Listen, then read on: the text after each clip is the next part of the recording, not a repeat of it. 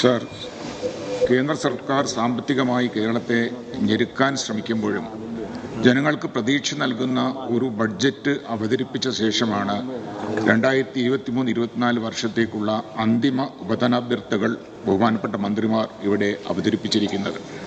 ഈ ഉപധനാഭ്യർത്ഥനകളെ ഞാൻ സ്വാഗതം ചെയ്യുകയാണ്. ഇതുവരെയുള്ള ധനമാനേജ്മെൻറ്റ് മികച്ചതായതിന് തെളിവാണ് നമ്മുടെ ആശുപത്രികളും റോഡുകളും പാലങ്ങളും. കിഫ്ബി എന്ന സംവിധാനം ഉണ്ടായിരുന്നില്ലെങ്കിൽ കേരളത്തിൽ ഇന്ന് കാണുന്ന വികസന വിപ്ലവം തീർക്കാൻ നമുക്ക് സാധിക്കുമായിരുന്നില്ല. ഈ സംവിധാനത്തെ തകർക്കാൻ വേണ്ടിയാണ് ഇപ്പോൾ കേന്ദ്രം ശ്രമിച്ചുകൊണ്ടിരിക്കുന്നത്. നേരത്തെ ഉണ്ടായിരുന്ന പദ്ധതികളൊക്കെ കേന്ദ്രം നിർത്തൽ ചെയ്തു. പലതും നിലവിലുള്ള പദ്ധതി വിഹിതം തരാതിരിക്കുകയും ചെയ്യുന്നത് മൂലം സംസ്ഥാന വീതം ചിലവഴിക്കാൻ സാധിക്കാത്ത സ്ഥിതിയാണ് വന്നിട്ടുള്ളത്. ന്യൂനപക്ഷ ക്ഷേമ വകുപ്പിൽ കേന്ദ്ര വിഹിതം നൽകാത്തതുകൊണ്ട് പല പദ്ധതികളും നടപ്പാക്കാൻ കാലതാമസം വരുന്നു എന്നുള്ളതാണ് വസ്തുത. സർ, 1ാം ക്ലാസ് മുതൽ 8ാം ക്ലാസ് വരെയുള്ള ന്യൂനപക്ഷ വിദ്യാർത്ഥികൾക്കുള്ള സ്കോളർഷിപ്പ് കേന്ദ്ര സർക്കാർ നിർത്തലാക്കി. ആ കേന്ദ്ര സർക്കാർ പിന്മാറിയ സാഹചര്യത്തിൽ കേരള സർക്കാർ മാർഗദീപം എന്ന പേരിൽ ഒരു പുതിയ പ്രീ മെട്രിക് സ്കോളർഷിപ്പ് പദ്ധതി ഏർപ്പെടുത്താനുള്ള പ്രഖ്യാപനം നടന്നു കഴിഞ്ഞിരിക്കുകയാണ്. സർ, ഈ ബഡ്ജറ്റിൽ തന്നെ ഇതിനായി 20 കോടി രൂപ വകയിരുത്തി എന്നതും എടുത്തു പറയേണ്ട ഒരു വിഷയമാണ്. അതേപോലെ തന്നെ സർ, വിധവകൾ, ഭർത്താവ് ഉപേക്ഷിച്ചവർ തുടങ്ങിയ ന്യൂനപക്ഷ വിഭാഗത്തിൽപ്പെട്ട സ്ത്രീകൾക്ക് സഹായം നൽകുന്നതിനായി ആവിഷ്കരിച്ച പുതിയ പദ്ധതിയും സ്വാഗതാർഹമാണ്. സർ, ഹജ്ജ് തീർത്ഥാടനവുമായി ബന്ധപ്പെട്ട് നമുക്ക് 3 എംബാർക്കേഷൻ പോയിന്റുകളാണുള്ളത്: കോഴിക്കോടും കൊച്ചിയും കണ്ണൂരും. ഇതിൽ കോഴിക്കോട് ഹജ്ജ് ഹൗസ് നിർമ്മിച്ചിട്ടുണ്ട്, സ്ത്രീകൾക്കായി പ്രത്യേക താമസ സ്ഥലവുമൊക്കെ നിർമ്മിച്ചിട്ടുണ്ട്. കൊച്ചിയിൽ സിയാൽ എല്ലാ സൗകര്യങ്ങളും ഒരുക്കി നൽകുന്നുണ്ട്. എന്നാൽ കണ്ണൂരിൽ ഇതിനാവശ്യമായ സൗകര്യങ്ങൾ പരിമിതമാണ്. സർ, ഇതിനായി സൗകര്യം ഒരുക്കുന്നതിന് വേണ്ടി 1 കോടി രൂപയാണ് പുതിയ ബഡ്ജറ്റിൽ വകയിരുത്തിയിട്ടുള്ളത്. സർ, ഇവിടെ എൻ്റെ മുന്നും പ്രസംഗിച്ച ബഹുമാനപ്പെട്ട മെമ്പർ സൂചിപ്പിച്ചതുപോലെ മകൻ മരിച്ചാലും വേണ്ടിയില്ല, മരുമകളുടെ കണ്ണീര് കാണാൻ ആഗ്രഹിക്കുന്ന അമ്മയുടെ റോളിലാണ് സർ പ്രതിപക്ഷമുള്ളത്. കേരളീയം പരിപാടിയും നവകേരള സദസ്സും ദില്ലിയിൽ കഴിഞ്ഞ 8ാം തീയതി നടന്ന കേന്ദ്രത്തിനെതിരെയുള്ള സമരവും എല്ലാം അവർ ബഹിഷ്കരിച്ചു. സർ, ആ സമരം ഒന്ന് കാണാൻ പോലും ഒരു MP-മാർ വന്നില്ല എന്നുള്ളതാണ്.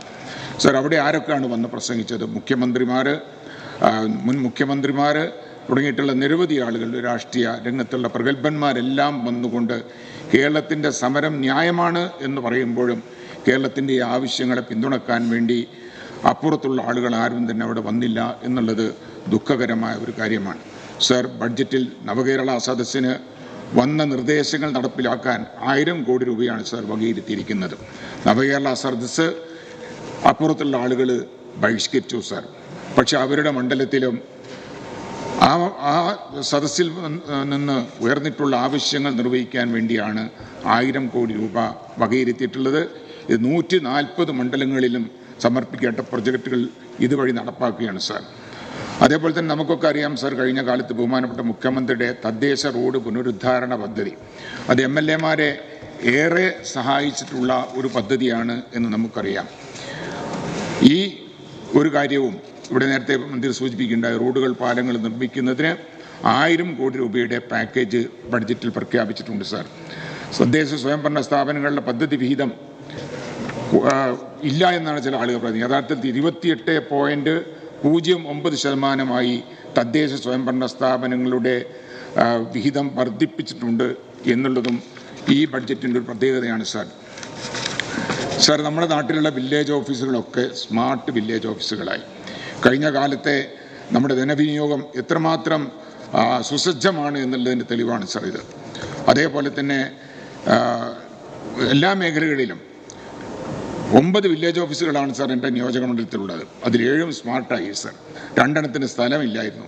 ഒന്നിനിപ്പോൾ സ്ഥലം കിട്ടിയപ്പോൾ ആധാരം കൈമാറിയപ്പോൾ തന്നെ ബഹുമാനപ്പെട്ട മന്ത്രി 50 ലക്ഷം രൂപയാണ് സാർ അതിന് അനുവദിച്ചു തന്നത്.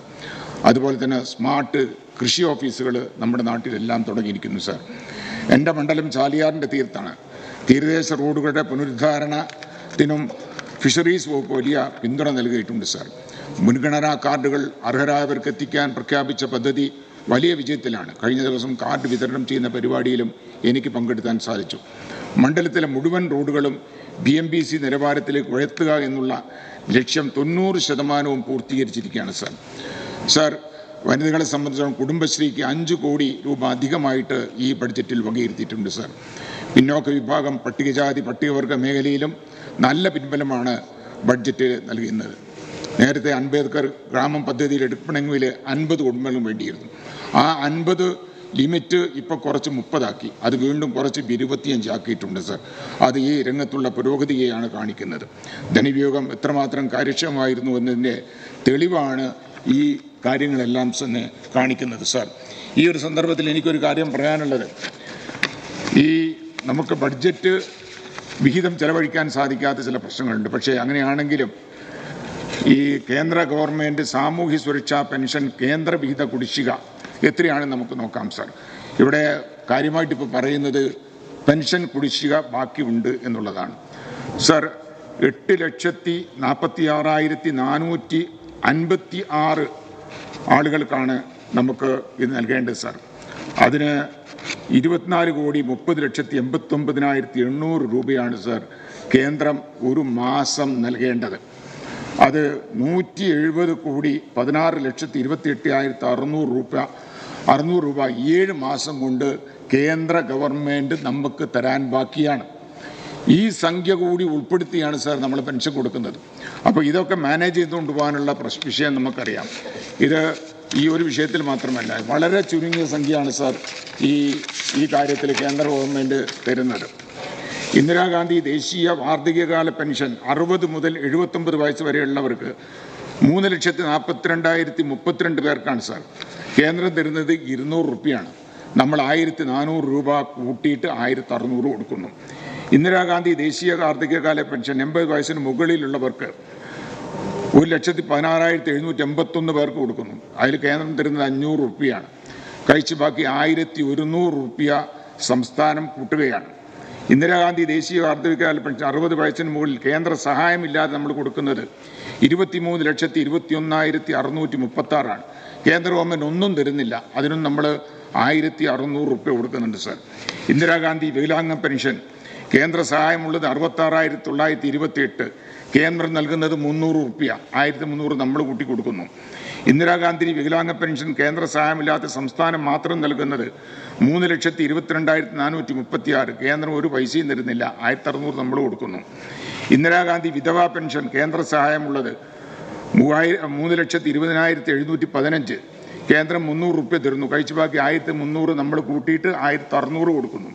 ഇന്ദിരാഗാന്ധി വിധവാ പെൻഷൻ കേന്ദ്ര സഹായമില്ലാതെ സംസ്ഥാനം മാത്രം നൽകുന്നത് 9,84,258, ഒരു പൈസയും കേന്ദ്രം തരുന്നില്ല, 1,600 സംസ്ഥാന ഗവൺമെൻറ്റാണ് സാർ കൊടുക്കുന്നത്. ഇങ്ങനെ എല്ലാ കാര്യങ്ങളിലും കേന്ദ്ര ഗവൺമെൻറ് ഉള്ള പണം തന്നെ തരുന്നില്ല എന്നുള്ളതാണ്.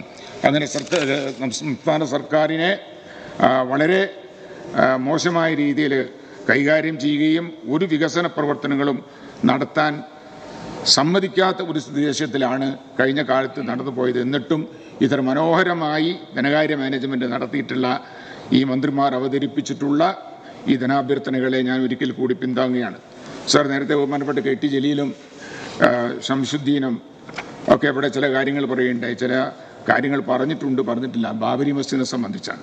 ആ ബാബരി മസ്ജിദ് പൊളിച്ച സ്ഥലത്താണ് ക്ഷേത്രം ഉണ്ടാക്കിയത് എന്നുള്ളതിനെ സംബന്ധിച്ചാണ് സാർ തർക്കം. ഇത് ഇന്നും ഇന്നലെയും തുടങ്ങിയ തർക്കമല്ല. ഈ കഴിഞ്ഞ കഴിഞ്ഞതിന് മുമ്പിൽ തെരഞ്ഞെടുപ്പിന് കോഴിക്കോട് നരേന്ദ്രമോദിക്ക് 100 സീറ്റ് കൂട്ടാൻ വേണ്ടി ബാബ രാംദേവ് കോഴിക്കോട് വന്ന് സോമയാഗം നടത്തിയിരുന്നു സാർ. ആ സോമയാഗത്തിൽ ശ്രീധരൻ പിള്ളയുടെ പിന്തുണയോടുകൂടി വന്ന് പിന്തുണ കൊടുത്ത ആളുകളാണ് കെട്ടിപ്പിടിച്ചിട്ട്. അത് ബഹുമാനപ്പെട്ട മുഖ്യമന്ത്രി പ്രധാനമന്ത്രിനെ കാണുമ്പോഴല്ല, ഒരു MP വേറൊരു MP കാണുമ്പോഴല്ല. ഇത് ഒരാവശ്യവുമില്ലാത്ത ഒരു രാഷ്ട്രീയ പരിപാടിയിൽ, അതും നരേന്ദ്രമോദിക്ക് 100 സീറ്റ് അധികം കിട്ടാൻ വേണ്ടി നടത്തുന്ന സോമയാഗത്തിൽ പങ്കെടുത്ത് ഐക്യദാർഢ്യം പ്രഖ്യാപിച്ച ആളുകൾ ഇതൊന്നും പറഞ്ഞിട്ടില്ലെങ്കിലേ അത്ഭുതമുള്ളൂ. അതുകൊണ്ട് ഇത് പറഞ്ഞിട്ടില്ല എന്നൊന്നും പറഞ്ഞിട്ട് ആരും രക്ഷപ്പെടാൻ വേണ്ടി ശ്രമിക്കേണ്ടതില്ല എന്നുള്ളതാണ്. അപ്പോൾ ഒരു കാര്യം കൂടി പറഞ്ഞ് ഞാൻ അവസാനിപ്പിക്കുകയാണ് സാർ. ഇവിടെ ഇപ്പോൾ കോൺഗ്രസിനെ സംബന്ധിച്ച് പറഞ്ഞു. പല ആളുകളും പ്രസംഗിച്ചു കോൺഗ്രസ് ഇവിടെയാണ് BJP അവിടെയാണ് BJP എന്നൊക്കെയുള്ള തർക്കമാണ് സർ. ഞാനൊരു കാര്യം ചോദിക്കുന്നത് സർ, അശോക് ചവാൻ എന്ന് പറയുന്ന മുൻ മുഖ്യമന്ത്രി ഇപ്പോൾ എവിടെയാണ്? കോൺഗ്രസിൻ്റെ. കർണാടകയിലെ മുൻ മുഖ്യമന്ത്രി SM കൃഷ്ണ ഇപ്പോൾ എവിടെയാണ്? ഉത്തർപ്രദേശ് മുൻ മുഖ്യമന്ത്രി ജഗദാംബിക പാൽ ഇപ്പോൾ എവിടെയാണ്? ഉത്തരാഖണ്ഡ് മുഖ്യമന്ത്രി വിജയ് ബഹുഗുണ ഇപ്പോൾ എവിടെയാണ്? പഞ്ചാബ് മുൻ മുഖ്യമന്ത്രി അമരീന്ദർ സിംഗ് ഇപ്പോൾ എവിടെയാണ്? ഒഡീഷ മുൻ മുഖ്യമന്ത്രി ഗിരിധരൻ ഗോമങ് ഇപ്പോൾ എവിടെയാണ്? 3 തവണ UPയുടെയും 1 തവണ ഉത്തരാഖണ്ഡിന്റെയും മുഖ്യമന്ത്രിയായ ND തിവാരി ഇപ്പോൾ എവിടെയാണ്? ഗോവ മുഖ്യമന്ത്രി ദിഗംബർ കാമത്ത് ഇപ്പോൾ എവിടെയാണ്? മഹാരാഷ്ട്ര മുൻ മുഖ്യമന്ത്രി നാരായൺ റാണെ ഇപ്പോൾ എവിടെയാണ്?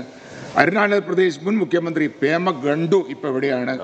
ആന്ധ്രാപ്രദേശ് മുൻ മുഖ്യമന്ത്രി കിരൺ കുമാർ റെഡ്ഡി ഇപ്പോൾ എവിടെയാണ്? ഞാൻ മുഖ്യമന്ത്രിമാരെ മാത്രമേ ഞാൻ മുഖ്യമന്ത്രിമാരെ മാത്രമേ പറഞ്ഞിട്ടുള്ളൂ. മന്ത്രിമാരെ കൂടി പറഞ്ഞിരിക്കുകയാണെങ്കിൽ 1 മണിക്കൂർ കൂടി എടുക്കേണ്ടി വരും. അതുകൊണ്ട് ആ കാര്യങ്ങളിലേക്ക് അതുകൊണ്ട് ഇബ്രാഹിം ഒന്നും പറയില്ല, കാരണം അവരുടെ അഭിപ്രായ വ്യത്യാസമാണ്. ചർച്ച ചെയ്യണം എന്ന് ഒരാളും അത് ചർച്ച ചെയ്യണ്ട എന്ന് TV ഇബ്രാഹിം, അത് നിങ്ങൾ തമ്മിലുള്ള പ്രശ്നമാണ്, അത് തീർക്കാൻ ഞാൻ ആളല്ല എന്ന് മാത്രം സൂചിപ്പിച്ചുകൊണ്ട് ഒരിക്കൽ കൂടി ഈ ഉപരാപത്തെ പിന്താക്കിക്കൊണ്ട് ഞാൻ അവസാനിപ്പിക്കുന്നു സർ.